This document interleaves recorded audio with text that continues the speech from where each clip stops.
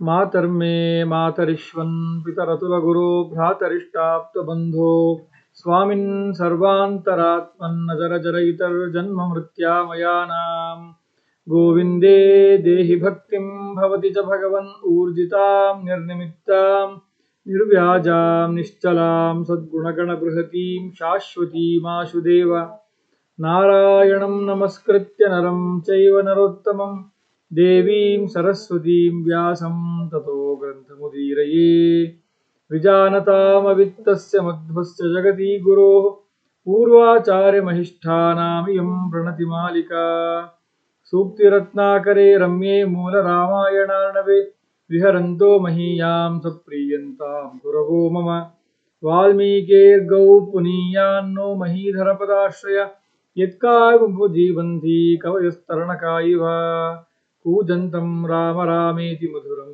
ಮಧುರಾಕ್ಷರಂ ಆರುಹ್ಯ ಕವಿತಾ ಶಾಖಾಂ ವಂದೇ ವಾಲ್ಮೀಕಿ ಕೋಕಿಲಂ.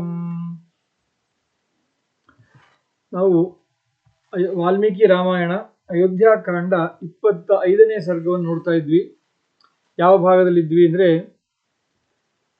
ತಾಯಿ ಕೌಸಲ್ಯೆ ಇನ್ನು ರಾಮ ಕಾಡಿಗೆ ಹೋಗೋದು ಅಂತ ನಿಶ್ಚಯ ಮಾಡಿ ಆಗಿದೆ. ಅವನ ನಿರ್ಧಾರವನ್ನು ಬದಲಿಸೋಕ್ಕಾಗಲ್ಲ ಅಂತ ಗೊತ್ತಾದಾಗ ರಾಮನಿಗೆ ಸ್ವಸ್ತಿ ವಾಚನಗಳನ್ನು ಹೇಳೋದಕ್ಕೆ ಪ್ರಾರಂಭ ಮಾಡಿ ರಾಮನಿಗೆ ಚೆನ್ನಾಗಿ ಮನಸ್ಸು ತುಂಬಿ ಆಶೀರ್ವಾದವನ್ನು ಮಾಡ್ತಾಳೆ.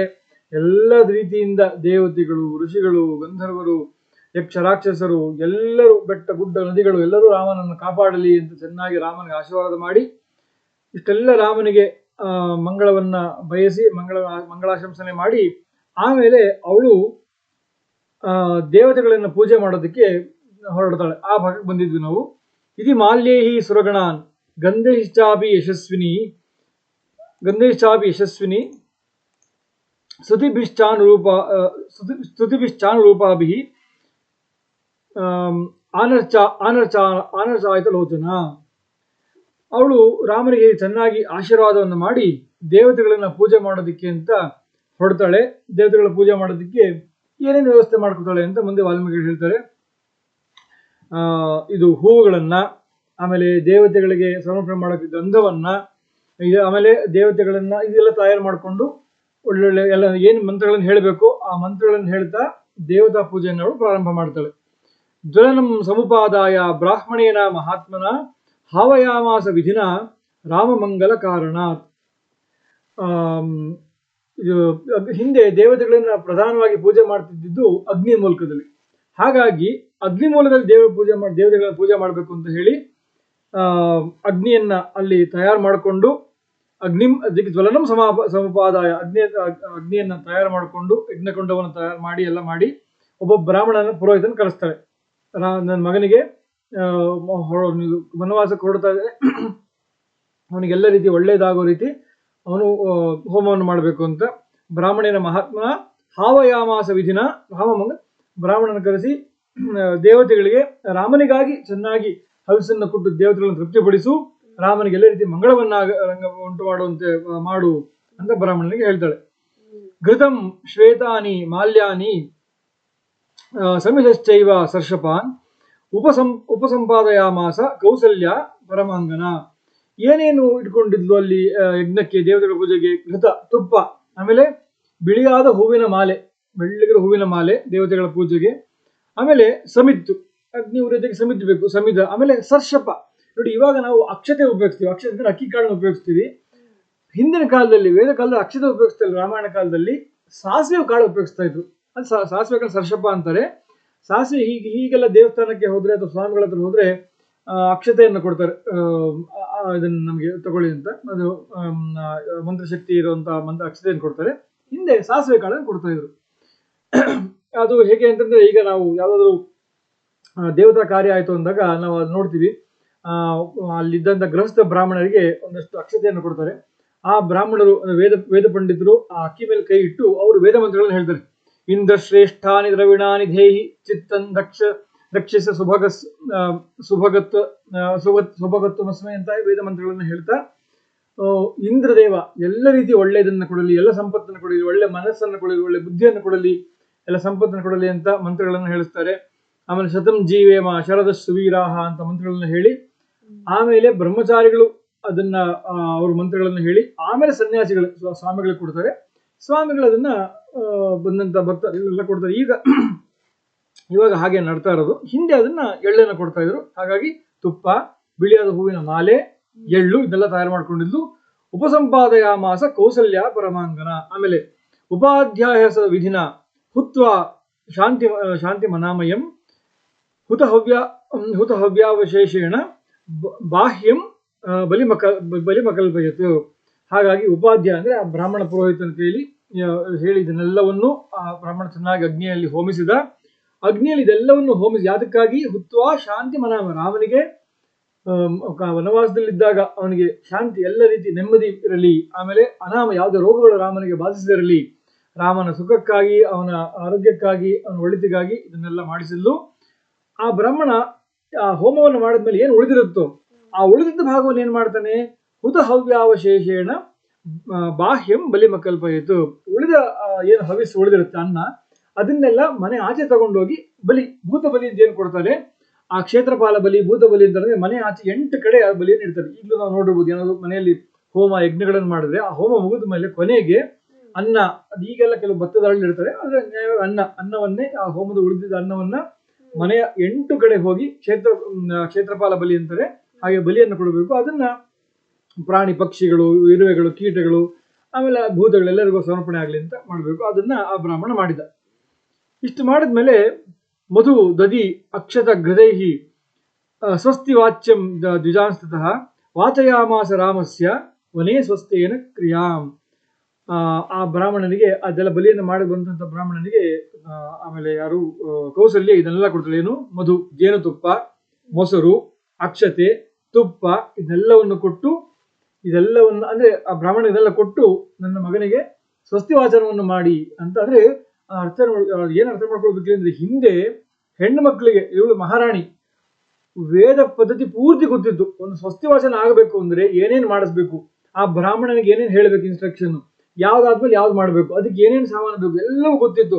ಹಾಗಾಗಿ ಬ್ರಾಹ್ಮಣನ ಕರೆಸಿ ಇದನ್ನ ಮಾಡು ಅಂತ ಹೇಳಿ ಅದಕ್ಕೆಲ್ಲ ಸಾಮಾನುಗಳನ್ನ ತರಿಸಿ ಅದಕ್ಕೆ ಮಾಡಿಸೋಕ್ ಮೊದಲು ತಾನು ಎಲ್ಲ ಮಂಗಳಾಶಂಸನೆಯನ್ನು ಮಾಡಿ, ಮತ್ತೆ ಅದೆಲ್ಲ ಭೂತ ಬಲಿ ಎಲ್ಲ ಕ್ಷೇತ್ರಪಾಲ ಬಲಿ ಎಲ್ಲ ಆದ್ಮೇಲೆ ಮತ್ತೆ ಬ್ರಾಹ್ಮಣನಿಗೆ ತುಪ್ಪ, ಮೊಸರು, ಜೇನುತುಪ್ಪ, ಅಕ್ಷತೆ ಎಲ್ಲ ಕೊಟ್ಟು ಅದನ್ನ ರಾಮನ ತಲೆಗೆ ಮುಟ್ಟಿಸಿ ಅವನು ಏನದು ಸ್ವಸ್ತಿ ವಾಚನವನ್ನು ಹೇಳು ಅಂತ ಹೇಳ್ತಾರೆ. ಸ್ವಸ್ತಿ ವಾಚ್ಯಂ ದ್ವಿಜಾಂಸ್ತದ, ಬ್ರಾಹ್ಮಣನ ಕೇಳ್ಕೊಳ್ತಾಳೆ, ದಯವಿಟ್ಟು ಸ್ವಸ್ತಿ ವಾಚನವನ್ನು ಹೇಳಿ ಅಂತ. ವಾಚಯಾಮಾಸ ರಾಮಸ್ಯ ವನೇ ಸ್ವಸ್ತಿಯನ ವಿಕ್ರಮ. ರಾಮ ಕಾಡಿನಲ್ಲಿದ್ದಾಗ ಅವನಿಗೆಲ್ಲ ರೀತಿ ಮಂಗಳ ಆಗಲಿ, ಯಾವ್ದು ತೊಂದರೆ ಆಗದೆ ಇರೋ ರೀತಿ ವೇದ ಮಂತ್ರಗಳನ್ನ ಹೇಳಿ ಸ್ವಸ್ತಿ ವಾಚನವನ್ನು ಮಾಡಿ, ರಕ್ಷೋಗ್ನ ಸೂಕ್ತಗಳನ್ನೆಲ್ಲ ಹೇಳಿ ಸ್ವಸ್ತಿ ವಾಚನ ಮಾಡಿ ಅಂತ ಹೇಳ್ತಾಳೆ. ಬ್ರಾಹ್ಮಣ ಅದನ್ನ ಮಾಡ್ತಾನೆ ಚೆನ್ನಾಗಿ. ಆಮೇಲೆ ಏನ್ ಮಾಡ್ತಾಳೆ? ತತಸ್ತಸ್ಮೈ ದ್ವಿಜೇಂದ್ರಾಯ ರಾಮಮಾತಾ ಯಶಸ್ವಿನಿ ದಕ್ಷಿಣಾಂ ಪ್ರದದೋ ಕಾಮ್ಯ ರಾಘವಂ ಜೇದಮಬ್ರು. ಇಷ್ಟೆಲ್ಲ ಮಾಡಿದಂತ ಬ್ರಾಹ್ಮಣನ ದಕ್ಷಿಣೆ ಕೊಡ್ಬೇಕಲ್ವಾ? ಹಾಗಾಗಿ ಆ ಬ್ರಾಹ್ಮಣರಿಗೆ ಚೆನ್ನಾಗಿ ದಕ್ಷಿಣೆಯನ್ನು ಕೊಟ್ಟು ಆಮೇಲೆ ರಾಮನ ಕಡೆ ತಿರುಗಿ ಕೌಸಲ್ಯ ಹೀಗೆ ಹೇಳ್ತಾಳೆ ರಾಮನ್ಗೆ, ಎನ್ ಮಂಗಲಂ ಸಹಸ್ರಾಕ್ಷೇ ಸರ್ವದೇವ ನಮಸ್ಕೃತೆ ವೃತ್ರನಾಶೇ ಸಮಭವತ್ ತತ್ತೇ ಭವತು ಮಂಗಲಂ. ಹಿಂದೆ ವೃತ್ರ ಅಂತ ಒಬ್ಬ ದೊಡ್ಡ ಅಸುರ ಇದ್ದ. ಆ ವೃತ್ರಾಸುರನನ್ನ ಆ ಪ್ರಭಾವದಿಂದ ಇಂದ್ರ ತನ್ನ ಸ್ಥಾನವನ್ನು ಕಳ್ಕೊಂಡ್ಬಿಟ್ಟ. ಇಂದ್ರ ಅವನ ಸ್ವರ್ಗದಿಂದ ಚ್ಯುತನಾಗ್ಬಿಟ್ಟಿದ್ದ. ಆಗ ಆ ವೃತ್ರಾಸುರನ್ನ ಕೊಲ್ಲೋದಿಕ್ಕೆ ಯುದ್ಧ ಮಾಡ್ಬೇಕಾಗಿತ್ತು. ಇಂದ್ರ ಮೊದಲು ಏನ್ ಮಾಡ್ತಾನೆ, ಬಂದು ತನ್ನ ತಾಯಿ ಅದಿತಿಯ ನಮಸ್ಕಾರ ಮಾಡ್ತಾನೆ. ಆ ಅದಿತಿ ಅವನಿಗೆ ಆಶೀರ್ವಾದವನ್ನು ಮಾಡ್ತಾಳೆ, ಹೋಗಿ ಚೆನ್ನಾಗಿ ಯುದ್ಧವನ್ನು ಮಾಡಿ ವಿಜಯಾಗಿ ಬಾ ಅಂತ. ಹಾಗೆ ಜನ್ಮಂಗಲಂ ಸಹಸ್ರಾಕ್ಷೇ ಸರ್ವದೇವ ನಮಸ್ಕೃತೆ ವೃತ್ರನಾಶೇ ಸಮಭವತ್. ವೃತ್ರನಾಶವನ್ನು ಮಾಡಿ ವಿಜಯಿಯಾಗಿ ಬಾ ಅಂತ ಹೇಗೆ ತಾಯಿ ಆಶೀರ್ವಾದ ಮಾಡಿದ್ಲು, ಅವನು ಇಂದ್ರ ಮುಂದೆ ಹೋಗಿ ಯುದ್ಧವನ್ನು ಮಾಡಿ ವೃತ್ರನಾಶವನ್ನು ಮಾಡಿ ಬಂದು ತಾಯಿಗೆ ಏನು ಸಂತೋಷವನ್ನು ಕೊಟ್ಟನು, ಹಾಗೆ ನೀನು 14 ವರ್ಷ ವನವಾಸವನ್ನು ಮುಗಿಸಿ ತಂದೆ ಋಣವನ್ನು ತೀರಿಸಿ ಬಂದು ನನಗೆ ಅದಿತಿಗೆ ಹೇಗೆ ಸಂತೋಷ ಕೊಟ್ಟನು ಇಂದ್ರ, ಹಾಗೆ ಅದೇ ಸಂತೋಷ ನನಗೆ ಕೊಡು ಅಂತ ಹೇಳ್ತಾ ಅವಳು ಆಶೀರ್ವಾದ ಮಾಡ್ತಾಳೆ. ಅವನು ಹೇಳ್ತಾಳೆ, ಎನ್ ಮಂಗಲಂ ಸುಪರ್ಣಸ್ಯ ವಿನತಾ ಕಲ್ಪಯತ್ ಪುರ ಅಮೃತಂ ಪ್ರಾರ್ಥಯಾನಸ್ಯ ತತ್ತೇ ಭವತು ಮಂಗಲಂ. ಹಿಂದೆ ಗರುಡ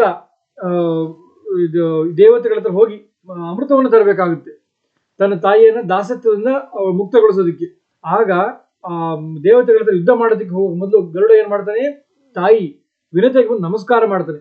ಆಗ ವಿನತೆ ಆಶೀರ್ವಾದ ಮಾಡ್ತಾಳೆ, ಹೋಗು ಮಗ, ನೀನು ದೇವತೆಗಳ ಹತ್ರ ಹೋಗಿ ಯಶಸ್ವಿಯಾಗಿ ನೀನು ವಿಜಯಿಯಾಗಿ ನೀನು ಇದನ್ನ ತಗೊಂಡು ಬಾ, ಏನು ಅಮೃತವನ್ನು ತಗೊಂಡು ಬಾ ಅದರಿಂದ ನನ್ನ ದಾಸ್ಯ ಮುಕ್ತವಾಗಲಿ ಅಂತ ಆಶೀರ್ವಾದ ಮಾಡ್ತಾಳೆ.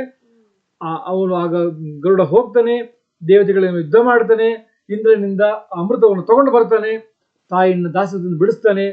ಅಂಥ ಗರುಡನ ನೋಡಿ ತಾಯಿ ಏನು ಸಂತೋಷ ಪಟ್ಲೋ ಹಾಗೆ ನೀನು 14 ವರ್ಷ ವನವಾಸವನ್ನು ಮುಗಿಸಿ ಬಂದು ನನಗೆ ಅಂಥ ಸಂತೋಷವನ್ನು ಕೊಡು ರಾಮ ಅಂತೆ ಮತ್ತೆ ಅವಳು ಆಶೀರ್ವಾದ ಮಾಡ್ತಾಳೆ. ಈ ಕಥೆ ಇದೆಯಲ್ಲ, ಇದು ಬಹಳ ಚೆನ್ನಾಗಿದೆ. ವಿನತೆ ಮತ್ತೆ ಆ ವಿನತೆ ಯಾಕೆ ದಾಸ್ಯ ಆದ್ಲು ಅನ್ನೋದಕ್ಕೆ ಇದು ಮಹಾಭಾರತದಲ್ಲಿ, ಸ್ಕಾಂದ ಪುರಾಣದಲ್ಲಿ ಬೇರೆ ಬೇರೆ ಕಡೆ ಕಥೆ ಬರುತ್ತೆ. ಇದನ್ನ ಚುಟುಕಾಗಿ ಇಲ್ಲಿ ಹೇಳ್ಬಿಡೋಣ. ಏನಾಗುತ್ತೆ ಅಂದ್ರೆ, ದಕ್ಷ ಪ್ರಜಾಪತಿಗೆ ನಮ್ಗೆ ಗೊತ್ತು 12 ಪತ್ನಿಯರು ಅಂತ. ಯಾರು ತಪ್ಪು ಹೇಳಿದೆ, ಕಶ್ಯಪ ಪ್ರಜಾಪತಿಗೆ 13 ಜನ ಪತ್ನಿಯರು. ಅದರಲ್ಲಿ ವಿನತಾ ಕೂಡ ಒಬ್ಳು, ಕದ್ರು ಕೂಡ ಒಬ್ಳು. ಈ ವಿನತಾ ಮತ್ತೆ ಕದ್ರು ಇಬ್ರಿಗೂ ಮಕ್ಕಳಾಗಬೇಕು ಅಂತ ಬಹಳ ಆಸೆ ಆಗುತ್ತೆ. ಪ್ರಜಾಪತಿಯಾದ ಕಶ್ಯಪ ಋಷಿ ತಮ್ಮ ಗಂಡನಲ್ಲಿ ಪ್ರಾರ್ಥನೆ ಮಾಡ್ತಾರೆ, ನಮಗೆ ಮಕ್ಕಳಾಗಬೇಕು ಅಂತ. ಆಗ ಹೇಳ್ತಾಗ ಇಬ್ರಿಗೂ ಏನು ಆಸೆ ಇರುತ್ತೆ, ಅದು ಸರಿ ಆಯ್ತು ಅಂತ ಹೇಳ್ತಾಳೆ. ಆಗ ಆಶೀರ್ವಾದವನ್ನು ಮಾಡ್ತಾಳೆ. ಯಾರು ಕಶ್ಯಪ ಋಷಿ ಆಶೀರ್ವಾದ ಮಾಡ್ತಾರೆ, ಸರಿ ನಿನಗೇನು ಎಂಥ ಮಕ್ಕಳು ಬೇಕು ಅಂತ ಕೇಳ್ತು. ಆಗ ಕದ್ರು ಕೇಳ್ತಾಳೆ, ನನಗೆ 1000 ಜನ ನಾಗರು ನನ್ನ ಮಕ್ಕಳಾಗಿ ಹುಟ್ಟಬೇಕು. ನಾಗಗಳು, ಇವತ್ತೇನು ನಾಗಗಳು ನೋಡ್ತೀವಿ, ನಮ್ಗೆಲ್ಲೋ ನಮ್ಮ ನಾಗಗಳು ಕಾಣಲ್ಲ, ಬಟ್ ಕಥೆಯನ್ನು ಕೇಳ್ತೀವಿ. ಅಂತ ನಾಗರು, ಅನೇಕ ನಾಗಗಳಿಗೆ ವಿಶೇಷ ಏನಂದ್ರೆ, ಸರ್ಪಗಳಿಗೆ ಹೆಡೆ ಇರಲ್ಲ, ಇದ್ರೆ ಒಂದೇ ಹೆಡೆ ಅಷ್ಟೇ. ನಾಗಗಳಿಗೆ ಒಂದಕ್ಕಿಂತ ಹೆಚ್ಚು ಹೆಡೆ ಇರುತ್ತೆ, 100 ಹೆಡೆ, 1000 ಹೆಡೆ. ಈಗ ನಾವು ಅಂಥದ್ದೆಲ್ಲ ಕಾಣೋದಿಲ್ಲ. ಅಂಥದ್ದು ಅಂಥ ನಾಗಗಳು 1000 ಜನ ಮಹಾಪರಾಕ್ರಮಿಯಾದ ಬಲಶಾಲಿಗಳಾದ ನಾಗರು ನನ್ನ ಮಕ್ಕಳಾಗಿ ಹುಟ್ಟಬೇಕು ಅಂತ ಅವ್ರು ಪ್ರಾರ್ಥನೆ ಮಾಡ್ತಾಳೆ. ತಥಾಸ್ತು ಅಂತ ವರ ಕೊಡ್ತಾನೆ. ಆಮೇಲೆ ವಿನತೆ ಕೇಳ್ತಾನೆ, ನಿನಗೇನು ವರ ಬೇಕು? ಯಾಕಂದ್ರೆ ಇಬ್ರು ಆ ಗಂಡನ ವರಕ ಕಾಯ್ತಾ ಇರ್ತಾರೆ ಮಕ್ಕಳಿಗೋಸ್ಕರ. ಹೇಳ್ತಾಳೆ, ವಿನತೆ ಕದ್ರುವಿನ ಮಕ್ಕಳು ಏನಿದ್ದಾರೆ, ಆ ಕದ್ರುವಿನ ಮಕ್ಕಳಿಗಿಂತ ಬಲಶಾಲಿಯಾದ ಕದ್ರುವಿನ ಮಕ್ಕಳನ್ನ ಸೋಲಿಸಬಲ್ಲಂತ ಮಕ್ಕಳು ನನಗೆ ಹುಟ್ಟಬೇಕು ಅಂತ ಅವರ ನನಗೆ ಕೊಡಿ ಅಂತ ಪ್ರಾರ್ಥನೆ ಮಾಡ್ತಾಳೆ. ಸರಿ ಆಯ್ತು, ನಿನಗೆ ಅಂತ 2 ಮಕ್ಕಳು ಹುಟ್ಟುತ್ತಾರೆ ಅಂತ ವರ ಕೊಡ್ತಾರೆ ಕಶ್ಯಪ ಋಷಿ. ಬಹಳ ಕಾಲ ಆಮೇಲೆ ಕಶ್ಯಪ ಋಷಿ ತಪಸ್ಸಿಗಿಂತ ಹೊರಟೋಗ್ಬಿಡ್ತಾರೆ ಹಿಮಾಲಯಕ್ಕೆ. ಬಹಳ ಕಾಲ ಆದ್ಮೇಲೆ ಕದ್ರು 1000 ಮೊಟ್ಟೆಗಳನ್ನು ಇಡ್ತಾಳೆ, 1000 ಮೊಟ್ಟೆಗಳನ್ನು ಹುಟ್ಟಿಸ್ತಾಳೆ. ಆ ಮೊಟ್ಟೆಗಳು ಮರಿ ಆಗ್ಬೇಕಲ್ವಾ, ಇನ್ಕ್ಯುಬೇಟ್ ಮಾಡು. ಅವಾಗಲೇ ಇನ್ಕ್ಯುಬೇಷನ್ ಟೆಕ್ನಾಲಜಿನ ಇವಾಗಲ್ಲ, ಅವಾಗಲೇ ಇತ್ತು. ಇನ್ಕ್ಯುಬೇಷನ್ ಏನ್ ಮಾಡಿದ್ಲು, ತುಪ್ಪನ ಅಥವಾ ಜೇನುತುಪ್ಪದ ಜಾಡಿ ಮಾಡಿ, ಆ ಒಂದೊಂದು ಜಾಡಿಯಲ್ಲಿ ಒಂದೊಂದು ಮೊಟ್ಟೆ ಇಟ್ಟು, ಅಷ್ಟು 1000 ಮೊಟ್ಟೆಗಳನ್ನು ಜಾಡಿಯಲ್ಲಿ ಇಟ್ಟು, ಅದಕ್ಕೆ ಬೇಕಾದಂತಹ ಟೆಂಪರೇಚರ್ ಎಲ್ಲ ಇಟ್ಟು ಅದನ್ನ ಬಹಳ ವರ್ಷ ಕಾಪಾಡ್ಕೋತಾಳೆ. ಬಹಳ ವರ್ಷ ಆದ್ಮೇಲೆ ಆ 1000 ಮೊಟ್ಟೆಗಳಿಂದ ಹೊಡೆದು ನಾಗಗಳೆಲ್ಲ ಆಚೆ ಬರುತ್ತೆ. ಬಹಳ ಖುಷಿ ಆಗ್ಬಿಡುತ್ತೆ ಇವಳಿಗೆ, ನನ್ನ ಮಕ್ಕಳು ಹುಟ್ಟುದು ಅಂತ. ಎಷ್ಟು ದಿನ ಆದ್ರೂ ವಿನತನ ಮೊಟ್ಟೆ ಹಿಡಿದ್ರೆ, ಆದ್ರೆ ಅವಳ ಮೊಟ್ಟೆ ಮಾತ್ರ ಎಷ್ಟು ದಿನ ಆದ್ರೂ ಮೊಟ್ಟೆ ಹೊಡೆದು ಮರಿನೇ ಬರೋದಿಲ್ಲ. ಅವಳಿಗೆ ಇವಳು ನೋಡಿ ಹೊಟ್ಟೆ ಉರಿ ಆಗುತ್ತೆ. ಅವಳ ಮಕ್ಕಳ ಮೊಟ್ಟೆ ಹೊಡೆದು ಮಕ್ಕಳು ಹುಟ್ಟುಬಿಟ್ರು, ನನ್ನ ಮಕ್ಕಳೇ ಆಗಿಲ್ಲ, ಎಷ್ಟು ದಿನ ಆದ್ರೂ ಮೊಟ್ಟೆ ಹೊಡಿತಾ ಅನ್ನೋ ಕೋಪದಿಂದ ತಾಳ್ಮೆ ತಡ್ಕೊಳಕ್ಕಾಗದೆ ಒಂದು ಮೊಟ್ಟೆಯನ್ನು ಒಡೆದು ಬಿಡ್ತಾಳೆ.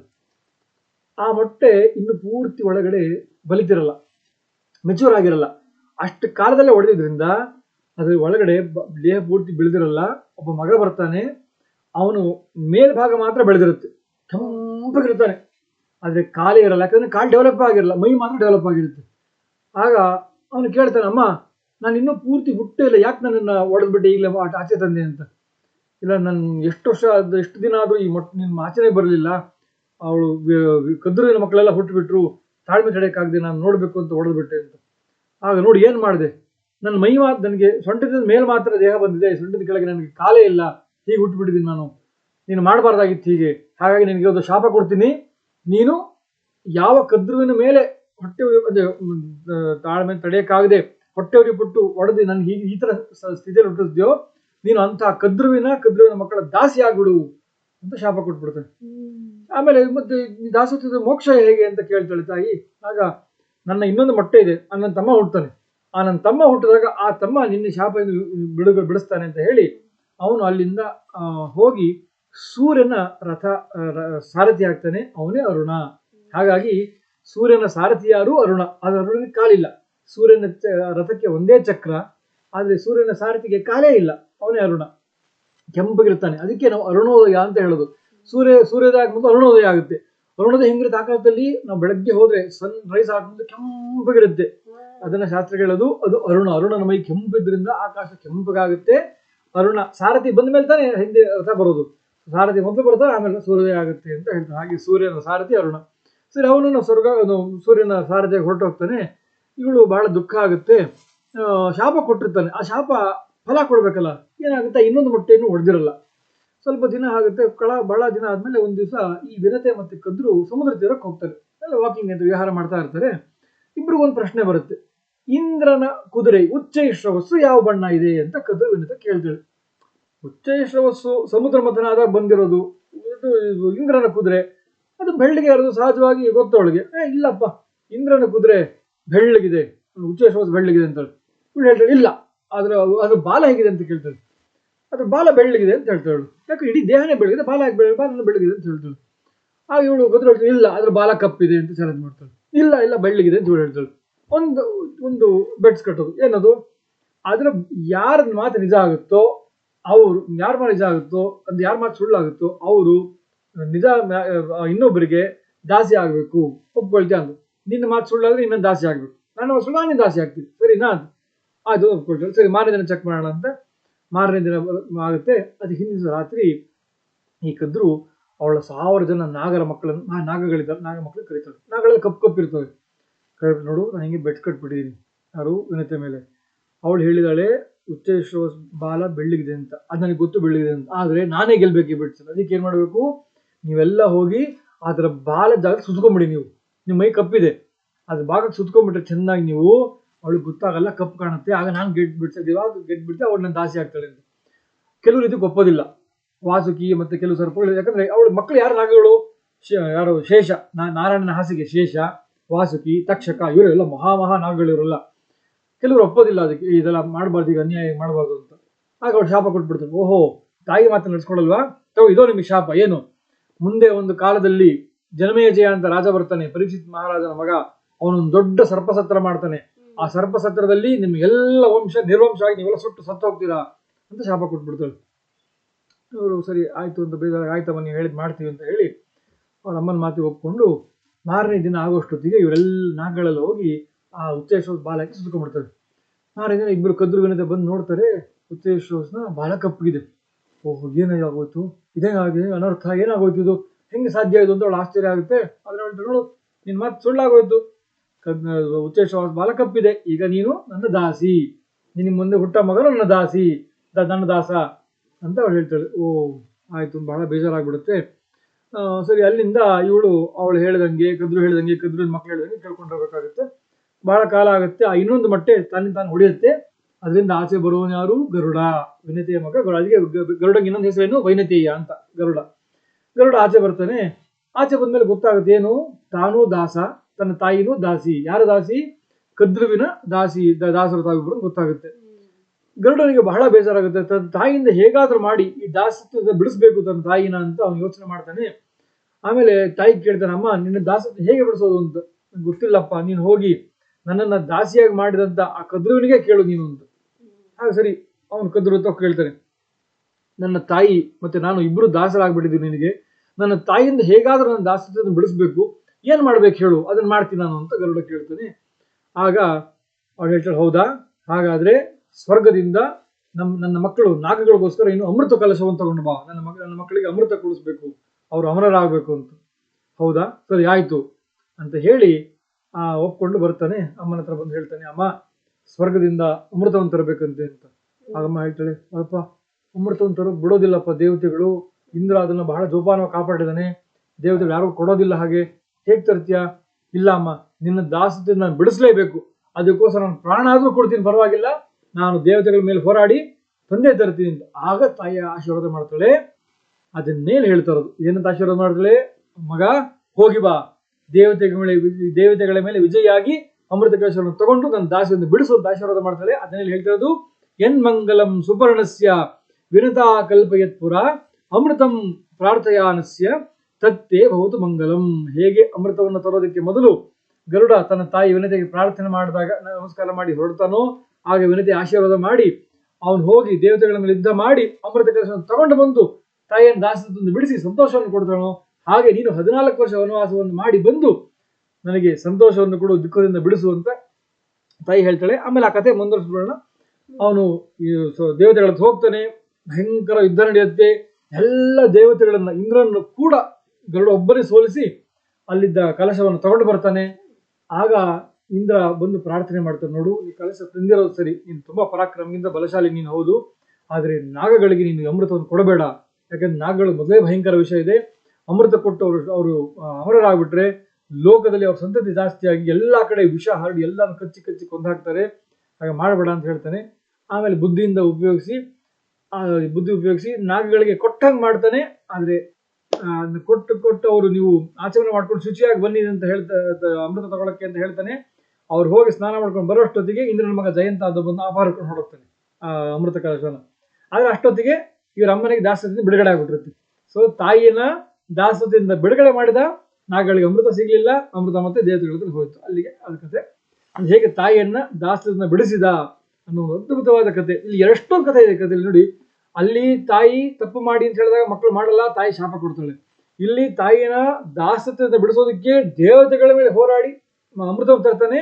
ಆದ್ರೆ ಅಮೃತ ಅನ್ನೋದು ಕೆಟ್ಟವರಿಗೆ ಸಿಗಬಾರದು ಅಂತ ಹೇಳಿ ಇಂದ್ರ ಪ್ರಾರ್ಥನೆ ಮಾಡಿದ್ರಿಂದ ನಾಗಗಳಿಗೆ ಸಿಗದೇ ರೀತಿ ಮಾಡ್ತಾನೆ. ಅಂದ್ರೆ ನಾಗಳೆಲ್ಲ ಕೆಟ್ಟವರು ಅಂತಲ್ಲ, ಆದ್ರೆ ಅವರಲ್ಲಿ ವಿಷ ಇರೋದ್ರಿಂದ ಲೋಕಕ್ಕೆ ಕಂಟಕ ಆಗುತ್ತೆ. ತುಂಬಾ ಅಂದ್ರೆ ಅವರ ಸಂತತಿ ತುಂಬಾ ಜಾಸ್ತಿ ಆಗ್ಬಾರ್ದು. ಜಗತ್ತಲ್ಲಿ ವಿಷನೇ ಇರಬಾರ್ದು ಅಂತಲ್ಲ, ಆದ್ರೆ ವಿಷ ತುಂಬಾ ಜಾಸ್ತಿ ಆಗ್ಬಿಟ್ರೆ ಬೇರೆ ಯಾರು ಬದುಕೋದಿಲ್ಲ. ಹಾಗಾಗಿ ಅದಕ್ಕೊಂದು ಪಾಪ್ಯುಲೇಷನ್ ಕಂಟ್ರೋಲ್ ಇರಬೇಕು. ಅದೆಲ್ಲ ವ್ಯವಸ್ಥೆ ಆಗುತ್ತೆ. ಅದ್ಭುತವಾದ ಕತೆ. ಅದನ್ನ ನಾನು ನೆನಪಿಸ್ಕೊಂಡ್ವಿ.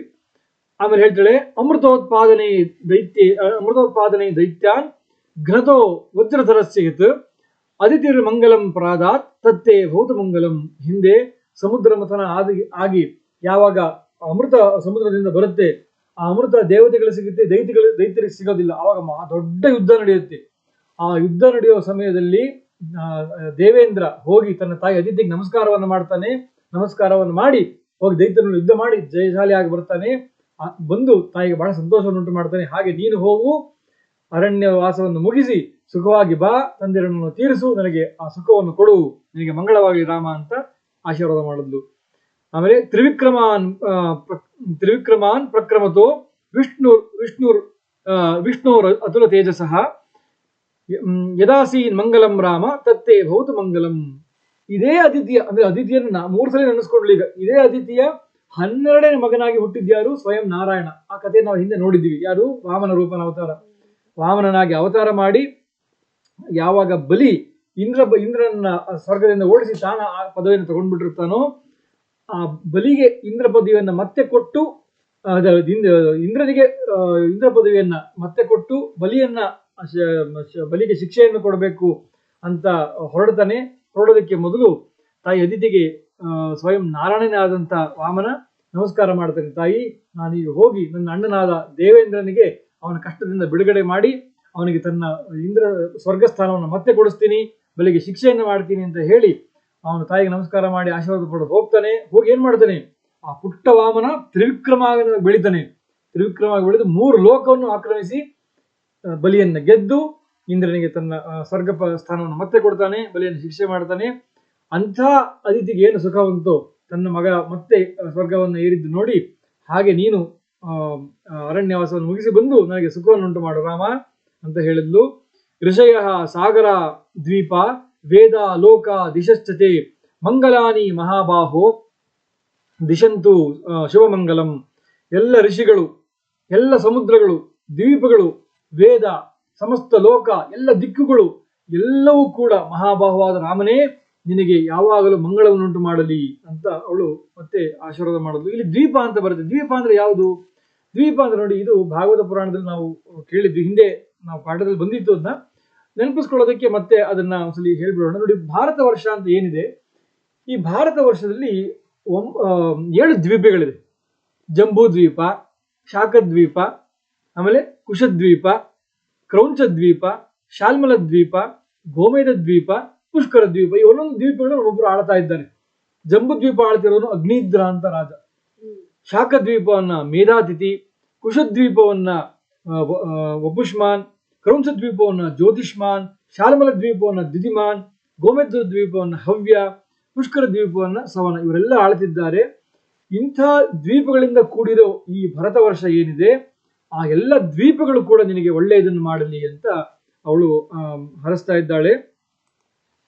ಆಮೇಲೆ ಹೇಳ್ತಾಳೆ, ಇತಿ ಪುತ್ರಸ್ಯ ಶೇಷಾಶ್ಚ ಕೃತ್ವಾ ಶಿರಸಿ ಭಾಮಿನಿ ಗಂಧೈಶ್ಚಾಪಿ ಸಮಾಲಭ್ಯ ರಾಮ ಮಾಯಿತ ಲೋಚನ.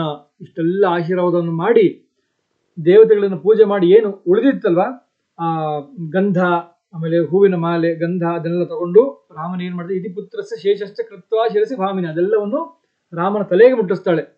ಆಮೇಲೆ ರಾಮನ ಮೈಗೆ ಉಳಿದಂತ ಗಂಧ ಏನಿರುತ್ತೆ, ದೇವತೆಗಳು ಅರ್ಪಣೆ ಮಾಡಿ ಉಳಿದ ಗಂಧ ಇರುತ್ತಲ್ಲ, ಆ ಗಂಧವನ್ನು ರಾಮನ ಮೈಗೆ ಬೆಳಿತಾಳೆ, ಉಳಿದ ರಾಮನ ತಲೆಗೆ ಮುಟ್ಟಿಸ್ತಾಳೆ. ಮುಟ್ಟಿಸಿ ಸಮಾಲಭ್ಯ ರಾಮ ಆಯುಧಲೋಚನ, ರಾಮನನ್ನು ತಬ್ಕೋತಾಳೆ. ಔಷಧೀಂಚ ಸುಸಿದ್ಧಾರ್ಥಂ ವಿಶಲ್ಯಕರಣೀಂ ಶುಭಾಂ ಚಕಾರ ರಕ್ಷಾಂ ಕೌಸಲ್ಯ ಮಂತ್ರೈರ ಅಭಿಜಾಪಚ. ಅಷ್ಟೇ ಅಲ್ಲ, ಇನ್ನೇನ್ ಮಾಡ್ತಾಳೆ ಅಂದ್ರೆ ವಿಶಲ್ಯಕರಣಿ ಅಂತ ಒಂದು ಗಿಡ, ಅದು ಎಂತ ಅದ್ಭುತವಾದ ಗಿಡ ಅಂದ್ರೆ ಎಂಥದ್ದೇ ಬಾಣ ಚುಚ್ಚಲಿ, ಯಾವುದೇ ಮೆಟಲ್ ಪೀಸ್ ದೇಹದೊಳಗೆ ಹೋಗ್ಲಿ, ಆ ವಿಶಲ್ಯಕರಣಿ ಗಿಡದಿಂದ ಔಷಧಿ ಮಾಡಿ ದೇಹಕ್ಕೆ ಹಚ್ಚಿಬಿಟ್ರೆ ಯಾವುದೇ ಬಾಣ ಚುಚ್ಚಿದ್ರು ಅದನ್ನ ನೋವಿಲ್ಲದೆ ಆರಾಮಾಗಿ ತೆಗಿಬೋದಂತೆ. ಅದು ಯಾವುದೇ ಮೆಟಲ್ ಪೀಸ್ ದೇಹದೊಳಗೆ ಹೋಗಿತ್ತು ಯುದ್ಧ ಆಗ್ಬೇಕಾದ್ರೆ, ಇನ್ನೇನು ಮಾಡ್ಬೇಕಾದ್ರೆ, ಆ ವಿಶಲ್ಯಕರಣಿ ಗಿಡವನ್ನ ಔಷಧಿ ಮಾಡಿ ಹಚ್ಚಿಬಿಟ್ರೆ ಯಾವುದೇ ನೋವಿಲ್ಲದೆ ಮೆಟಲ್. ಈಗ ಬುಲೆಟ್, ಈಗ ಆಗಿನ ಕಾಲದಲ್ಲಿ ಬಾಣ, ಈಗ ಬುಲೆಟ್, ಅದು ಈಗ ವಿಶಲ್ಯಕರಣಿ ಎಲ್ಲಿದೆ ಗೊತ್ತಿಲ್ಲ, ಯಾವ ಗಿಡ ಗೊತ್ತಿಲ್ಲ, ಅದು ಇವತ್ತಿದ್ದಿದ್ರೆ ಎಂಥ ಬುಲೆಟ್ ಹೊಡೆದ್ರು ಆ ವಿಶಲ್ಯಕರಣಿ ಹಚ್ಚಿ ಬುಲೆಟ್ನ ನೋವಿಲ್ಲದೆ ಆಚೆ ತೆಗೆದು ಬದುಕಿಸ್ಬೋದಾಗಿತ್ತು. ಆದ್ರೆ ಇವತ್ತು ನಮಗೆ ಗಿಡ ಇಲ್ಲ, ಇಲ್ಲಿದೆ ಅಂತ ಗೊತ್ತಿಲ್ಲ, ಆದ್ರೆ ಆ ಕಾಲದಲ್ಲಿ ಇತ್ತು. ಹಾಗಾಗಿ ರಾಮ ಕಾಡಿಗೆ ಹೋಗ್ತಾ ಇದ್ದಾನೆ, ಕಾಡಲ್ಲಿ ಏನೂ ತೊಂದರೆ ಆಗ್ಬಹುದು, ಯಾರು ರಾಕ್ಷಸರು ಅಟ್ಯಾಕ್ ಮಾಡ್ಬೋದು, ಇನ್ನೂ ಆಗ್ಬೋದು, ಬಾಣ ಹೊಡಿಬೋದು. ರಾಮ ಆ ಬಾಣ ಹೊಡೆದ ಚುಚ್ಚಿದ್ರು ನೋವಾಗದೇ ಇರಲಿ ಅಂತ ಹೇಳಿ ಅವಳು ಏನ್ ಮಾಡ್ತಾಳೆ, ಆ ವಿಶಲ್ಯಕರಣಿ ಗಿಡ ತಗೊಂಡು ರಾಮನ ಕೈಗೆ ಕಟ್ಟುತ್ತಾಳೆ. ನೋಡಿ, ಇದರಿಂದನೇ ಅದು ಹೆಂಗ್ ಕಟ್ತಾಳೆ, ಚಕಾರ ರಕ್ಷಾಂ ಕೌಸಲ್ಯ ಮಂತ್ರೈರಭಿಜಾಪಚ. ಕೈಗೆ ಮಗನಿಗೆ ಒಳ್ಳೇದಾಗಲಿ, ಯಾವ ತೊಂದರೆಗಳಾಗದೇ ಇರಲಿ ಅಂತ ಹೇಳಿ ಮಂತ್ರಗಳನ್ನ ಜಪ ಮಾಡ್ತಾ ಅದನ್ನ ಕಟ್ತಾಳೆ. ಅದೇ ಪದ್ಧತಿ ಇವತ್ತು ಬಂದಿರೋದು. ಅದಕ್ಕೆ ಜನ ಇವತ್ತು ಕೈಗೆ ಈ ಉತ್ತರ ಭಾರತದಲ್ಲಿ ತುಂಬಾ ಕಟ್ಕೊಳ್ತಾರೆ, ಬೇರೆ ಬೇರೆ ತರ ಬಣ್ಣ ದಾರ ಕಟ್ಕೊಳ್ತಾರೆ, ಆಮೇಲೆ ಅದೆಲ್ಲ ಮಾಡ್ಕೊಳ್ತಾರೆ. ಈಗಲೂ ನಾವು ಬೇರೆ ಬೇರೆ ಪೂಜೆಯನ್ನು ಮಾಡ್ಬೇಕಾದ್ರೆ ಅದೆಲ್ಲ ಕಟ್ಕೊಳ್ತಾರೆ. ಇದೆಲ್ಲ ಎಲ್ಲಿಂದ ಬಂದಿರೋದು? ಈ ತರ ರಾಮಾಯಣ ಮಹಾಭಾರತದಿಂದ ಹಿಂದೆ ಮಾಡ್ತಾ ಇದ್ರು, ಆದ್ರೆ ಬೇರೆ ಒಂದು ಫಾರ್ಮಲ್ಲಿ ಇವಾಗ ಉಳ್ಕೊಂಡಿದೆ ಅಷ್ಟೇ. ಅವಳೇನ್ ಮಾಡ್ತಾಳೆ, ಅಂತ ಔಷಧೀಯ ಸಸ್ಯ ವಿಶಲ್ಯಕರಣಿಯನ್ನ ರಾಮನ ಕೈಗೆ ಮಂತ್ರ ಜಪ ಮಾಡ್ತಾ ಅದನ್ನ ಕಟ್ತಾಳೆ, ರಾಮನಿಗೆ ಯಾವ್ದು ತೊಂದರೆ ಆಗದೆ ಇರಲಿ ಅಂತ ಕಟ್ತಾಳೆ ತಾಯಿ. ಆಮೇಲೆ ಉವಾಚಾಪಿ ಪ್ರಹೃಷ್ಟೇವ ಸಾ ದುಃಖವಶವರ್ತಿನಿ ವಾಂಗ್ ಮಾತ್ರೇಣ ನ ಭಾವೇನ ವಾಚ ಸಂಸಜ್ಜಮಾನಯ. ರಾಮನಿಗೆ ಇಷ್ಟೆಲ್ಲ ಆಶೀರ್ವಾದ ಮಾಡ್ತಾಳೆ, ನೋಡೋದಕ್ಕೆ ಇಷ್ಟೆಲ್ಲ ಬಹಳ ಸಂತೋಷ ಆಗಿದೆ ಅವಳಿಗೆ ಅಂತ ಕಾಣಿಸ್ತಾ ಇದ್ದಾಳೆ, ಅದ್ರ ಒಳಗೆ ಮಾತ್ರ ತುಂಬಾ ದುಃಖ ಇದೆ. ಅದಕ್ಕೆ ಹೇಳ್ತಾರೆ ಉವಾಚಾಪಿ ಪ್ರಹೃಷ್ಟೇವ ಸಾ ದುಃಖವಶವರ್ತಿನಿ, ಒಳಗೆ ಮಾತ್ರ ತುಂಬಾ ದುಃಖ ಇದೆ. ಆದ್ರೆ ರಾಮ ಹೊರಟಿದ್ದಾನೆ, ದುಃಖ ತೋರಿಸ್ಬಾರ್ದು, ಈಗ ಬೇಜಾರು ಮಾಡ್ಕೊಳ್ಬಾರ್ದು ಅಂತ ಹೇಳಿ ಮುಖದಲ್ಲಿ ನಗುವನ್ನು ತರಿಸ್ಕೊಂಡು ಸಂತೋಷವನ್ನು ತೋರಿಸ್ತಾ ವಾಂಗ್ ಮಾತ್ರೇನ ಭಾವೇನ, ಮಾತಿನಲ್ಲಿ ಎಲ್ಲ ಹೇಳ್ತಿದ್ದಾಳೆ, ಆದ್ರೆ ಭಾವದಲ್ಲಿ ಮಾತ್ರ ದುಃಖ ಇದೆ. ಅಂದ್ರೆ ಹೃದಯದಲ್ಲಿ ದುಃಖ ಇದೆ, ಆದ್ರೆ ಮಾತಲ್ಲಿ ಮಾತ್ರ ಚೆನ್ನಾಗಿ ಆಶೀರ್ವಾದ ಮಾಡ್ತಾ ಇದ್ದಾಳೆ. ಹೀಗೆ ತಾಯಿ ಕಳಿಸ್ಕೊಡ್ತಾ ಇದ್ದಾಳೆ. ಆನಮ್ಯ ಮೂರ್ಧ್ನಿ ಚಾಘ್ರಾಯ ಪರಿಶ್ವಜ್ಯ ಯಶಸ್ವಿನಿ ಆವದತ್ ಪುತ್ರಮಿಷ್ಟಾರ್ಥೋ ಗಚ್ಚ ರಾಮ ಯಥಾಸುಖಂ. ಆಮೇಲೆ ರಾಮನನ್ನ ಹತ್ರ ಕರೆದು ರಾಮನ ತಬ್ಕೊಂಡು ರಾಮನ ನೆತ್ತಿಯನ್ನು ಮೂಸ್ತಾಳೆ. ಅದು ಹಿಂದೆ ಅನೇಕ ಕಡೆ ನೋಡಿದ್ವಿ, ಹಿಂದೆ ಅದು ಪ್ರೀತಿ ತೋರಿಸುವಂತ ರೀತಿ. ಮಕ್ಕಳನ್ನ ತಬ್ಕೊಂಡು ನೆತ್ತಿಯನ್ನು ಮೂಸ್ತಾರೆ. ಈ ಭಾಗವನ್ನ ಮೂಸಿ ಚಾಗ್ರಾಯ ಪರಿಶ್ವಜ್ಯ, ರಾಮನ ಗಟ್ಟಿಯಾಗಿ ತಬ್ಕೋತಾಳೆ. ಆಮೇಲೆ ಅವದತ್ ಪುತ್ರಮಿಷ್ಟಾರ್ಥೋ ಗಚ್ಚ ರಾಮ ಯಥಾಸುಖಂ, ಮಗನೇ ನಿನ್ನ ಇಷ್ಟಾರ್ಥ ಸಿದ್ಧಿಸಲಿ, ಹೋಗಿ ಬಾ ಅಂತ ಮಗನಿಗೆ ಯಥಾಸುಖಂ, ಸುಖವಾಗಿ ಹೋಗಿ ಬಾ ಅಂತ ಹೇಳಿದ್ಲು. ಅರೋಗಂ ಸರ್ವಸಿದ್ಧಾರ್ಥಂ ಅಯೋಧ್ಯಾಂ ಪುನರಾಗತಾಂ ಪಶ್ಯಾಮಿ ತ್ವಾಂ ಸುಖಂ ವತ್ಸ ಸಂಧಿತಂ ರಾಜವರ್ತ್ಮಸು. ಹೋಗಿ ಬಾ, ನೀನು ಅಲ್ಲಿದ್ದಷ್ಟು ಕಾಲ ಆರೋಗ್ಯವಾಗಿರು, 14 ವರ್ಷ ವಾಪಸ್ ಬರುವಾಗ ಆರೋಗ್ಯವಂತನಾಗಿರು, ಯಾವ ರೋಗ ನಿನಗೆ ಬಾಧಿಸದೇ ಇರಲಿ. ಆಮೇಲೆ ಸರ್ವಸಿದ್ಧಾರ್ಥಂ, ನಿನ್ನ ಎಲ್ಲ ಕೆಲಸ ಸಿದ್ಧವಾಗಲಿ, ಯಾವ ಕೆಲಸಕ್ಕೆ ಅಂತ ಕಾಡಿಗೆ ಹೋಗ್ತಿದ್ಯೋ ಆ ಕೆಲಸ ಎಲ್ಲ ಪೂರ್ಣವಾಗಲಿ. ಮತ್ತೆ ಅಯೋಧ್ಯೆಗೆ ವಾಪಸ್ ಬಾ, ಬರುವಾಗ ಹೇಗಿರ್ಬೇಕು, ಪಶ್ಯಾಮಿ ತ್ವಾಂ ಸುಖಂ ವತ್ಸ ಸಂಧಿತುಂ, ನೀನು 14 ವರ್ಷ ಆರೋಗ್ಯವಾಗಿ ನಿನ್ನ ಎಲ್ಲ ಕೆಲಸವನ್ನು ಯಶಸ್ವಿಯಾಗಿ ಮುಗಿಸ್ಕೊಂಡು ಬರುವಂತ ನಿನ್ನನ್ನ ನಾನು ಕಾಣ್ತೀನಿ, ಆಗ ಸುಖ ನಾನು ಎಂಥ ನಿನ್ನ ಕಾಣ್ತೀನಿ. ರಾಜಮಾರ್ಗದಲ್ಲಿ ಬರ್ತಾ ಇರ್ತೀಯ, ಎಲ್ಲರೂ ನಿನ್ನ ಗೌರವಿಸ್ತಾ ಇರ್ತಾರೆ, ನಿನಗೆ ಹೂಮಾಲಿನ ಹಾಕ್ತಾ ಇರ್ತಾರೆ, ಪುಷ್ಪಗಳನ್ನು ಅರ್ಚಿಸ್ತಾ ಇರ್ತಾರೆ, ಅಂತ ನಿನ್ನ ನಾನು ನೋಡ್ತೀನಿ, ಹೋಗಿ ಬಾ ಅಂತ ಅವಳು ಆಶೀರ್ವಾದವನ್ನು ಮಾಡ್ತಾಳೆ, ಕಳಿಸ್ಕೊಡ್ತಾ ಇದ್ದಾಳೆ. ಪ್ರಣಷ್ಟ ದುಃಖ ಸಂಕಲ್ಪ ಹರ್ಷ ವಿದ್ಯೋತಿ ತಾನನ ದ್ರಕ್ಷ್ಯಾಮಿ ತ್ವಾಂ ವನಾತ್ ಪ್ರಾಪ್ತಂ ಪೂರ್ಣಚಂದ್ರ ವೈವೋದಿತಂ. ಯಾವತ್ತು ನೀನು 14 ವರ್ಷ ವನವಾಸವನ್ನು ಮುಗಿಸಿ ಹೀಗೆ ಬರ್ತೀಯ, ನೀನು ನಾಡಿಗೆ ಅಯೋಧ್ಯೆಗೆ ಬರ್ತೀಯ, ಆಗ ನನಗೆಲ್ಲ ನನ್ನ ದುಃಖ, ನನ್ನ ಈ ಶೋಕ ಎಲ್ಲವೂ, ಪ್ರಣಷ್ಟ ದುಃಖ ಸಂಕಲ್ಪ, ಎಲ್ಲ ಶೋಕ ದುಃಖ ಹೊರಟು ಹೋಗ್ಬಿಡುತ್ತೆ. ಬಹಳ ಸಂತೋಷ ಆಗ್ಬಿಟ್ಟು ನಾನು ಆವತ್ತು ನೀನು ನೋಡ್ತಾ ಇರ್ತೀನಿ, ದ್ರಕ್ಷಾಮಿತ್ವಾಂ, ಎಂತ ನಿನ್ನ ಹುಣ್ಣಿಮೆಯ ದಿನ ಆ ಉದಿಸುವ ಚಂದ್ರ ಹೇಗೆ ಸಂತೋಷ ಕೊಡ್ತಾನೆ ಎಲ್ರಿಗೂ, ಅಂಥ ಪೂರ್ಣಚಂದ್ರನಾದಂಥ ನಿನ್ನನ್ನು ನೋಡ್ತಾ ನಾನು ಅವತ್ತು ಸಂತೋಷ ಪಡ್ತೀನಿ, ಹೋಗಿ ಬಾ. ಭದ್ರಾಸನಗತಂ ರಾಮ ವನವಾಸಾದಿಹಾಗತಂ ದ್ರಕ್ಷಾಮಿ ಚ ಪುನಸ್ತ್ವಾಂ ತು ತೀರ್ಣವಂತಂ ಪಿತುರ್ವಚಃ. ಕಾಡಿಗೆ ಹೋಗಿ ತಂದೆ ಮಾತಿನಂತೆ 14 ವರ್ಷ ವನವಾಸ ಮಾಡಿ ನೀನು ಮತ್ತೆ ಕಾಡಿಗೆ ಬರ್ತೀಯ. ಬಂದಾಗ ನೀನು ಮತ್ತೆ ಇಲ್ಲಿ ರಾಜನ ಆಸನದಲ್ಲಿ ಸಿಂಹಾಸನವನ್ನು ನೀಡ್ತೀಯ, ಮತ್ತೆ ರಾಜನಾಗ್ತೀಯ. ಅಂತ ನಿನ್ನನ್ನು ನೋಡಿ ನಾನು ಸಂತೋಷ ಪಡ್ತೀನಿ, ಹೋಗಿ ಬಾ. ಮಂಗಲೈರುಪಸಂಪನ್ನೋ ವನವಾಸಾದಿಹಾಗತಃ ವಧ್ವಾಶ್ಚ ಮಮ ನಿತ್ಯಂ ತ್ವಂ ಕಾಮಾನ್ ಸಂವರ್ಧ ಯಾಹಿ ಭೋಹೋ. ಹೀಗೆ 14 ವರ್ಷ ವನವಾಸವನ್ನು ಮುಗಿಸಿ ಬಂದ ಮೇಲೆ ನಿನಗೆ ಜಟೆ ಇರೋದಿಲ್ಲ, ಜಟೆಯೆಲ್ಲ ಬಿಚ್ಚಿ ತೊಳೆದು ಆ ಕೂದಲು ಚೆನ್ನಾಗಿ ಅಲಂಕಾರ ಮಾಡಿರ್ತಾರೆ, ಮೈಗೆಲ್ಲ ಗಂಧವನ್ನು ಬೆಳ್ಕೊಂಡಿರ್ತೀಯ, ಹೂಮಾಲೆಯನ್ನು ಹಾಕೊಂಡಿರ್ತೀಯ, ಒಳ್ಳೊಳ್ಳೆ ಆಭರಣಗಳನ್ನು ಧರಿಸಿರ್ತೀಯ, ಕಂಕಣ, ಕೇಯೂರ, ಮಕರ ಕುಂಡಲದರ, ಕಿರೀಟ ಎಲ್ಲವನ್ನು ಧರಿಸ್ಕೊಂಡು ಬಂದಿರ್ತೀಯ. ಇಂಥ ನಿನ್ನನ್ನು ನೋಡಿ ನಾನು ಸುಖ ಪಡಬೇಕು. ಹಾಗೆ ಬಂದು ನೀನು ನನ್ನ ವಧು ಅಂದ್ರೆ ನಿನ್ನ ಹೆಂಡತಿ ಸೀತೆಗೆ ಸುಖವನ್ನು ಕೊಡು, ಅವಳ ಎಲ್ಲ ಬಯಕೆಗಳನ್ನು ಈಡೇರಿಸು, ನನ್ನ ಎಲ್ಲ ಬಯಕೆಗಳನ್ನು ಈಡೇರಿಸು, ನಮಗೆ ಸಂತೋಷವನ್ನು ಕೊಡು, ಹೋಗಿ ಬಾ ರಾಮ ಅಂತ ರಾಮನ ಕಳಿಸ್ಕೊಡ್ತಾ ಇದ್ದಾಳೆ. ಮಯಾರ್ಚಿತ ದೇವಗಣಾಃ ಶಿವಾದಯೋ ಮಹರ್ಷಯೋ ಭೂತಗಣಾಃ ಸುರೋರಗಾಃ ಅಭಿಪ್ರಯಾತಸ್ಯ ವನಂ ಚಿರಾಯತೆ ಹಿತಾನಿ ಕಾಂಕ್ಷಂತು ದಿಶಶ್ಚ ರಾಘವ. ನಾನು ಇಷ್ಟವರೆಗೆ ನಾನು ಯಾರ್ಯಾರನ್ನ ಪ್ರಾರ್ಥನೆ ಮಾಡಿದ್ದೀನಿ, ಮತ್ತು ಇನ್ನು ಮುಂದೆ ಯಾರನ್ನ ಪ್ರಾರ್ಥನೆ ಮಾಡಿದ್ದಾಳೆ ಹೇಳ್ತಾ ಇದ್ದಾಳೆ. ಮಯಾರ್ಚಿತ ದೇವಗಣ ಶಿವೋದಯ, ಶಂಕರ ಸದಾಶಿವ ಮಹಾದೇವನಾದ ಶಂಕರ, ಶಿವಾದಯೋ ಅಂದ್ರೆ ಶಂಕರ ಸದಾಶಿವ ಆದಿಯಾಗಿ ಎಲ್ಲ ದೇವತೆಗಳನ್ನು ನಾನು ಪ್ರಾರ್ಥನೆ ಮಾಡಿದ್ದೀನಿ, ಮಹರ್ಷಿಗಳನ್ನ ಪ್ರಾರ್ಥನೆ ಮಾಡಿದ್ದೀನಿ, ಭೂತಗಣಗಳನ್ನ ಪ್ರಾರ್ಥನೆ ಮಾಡಿದ್ದೀನಿ, ದೇವತೆಗಳನ್ನ ನಾಗಗಳನ್ನ ಪ್ರಾರ್ಥನೆ ಮಾಡಿದ್ದೀನಿ, ದಿಕ್ಪಾಲಕರನ್ನ ಪ್ರಾರ್ಥನೆ ಮಾಡಿದ್ದೀನಿ.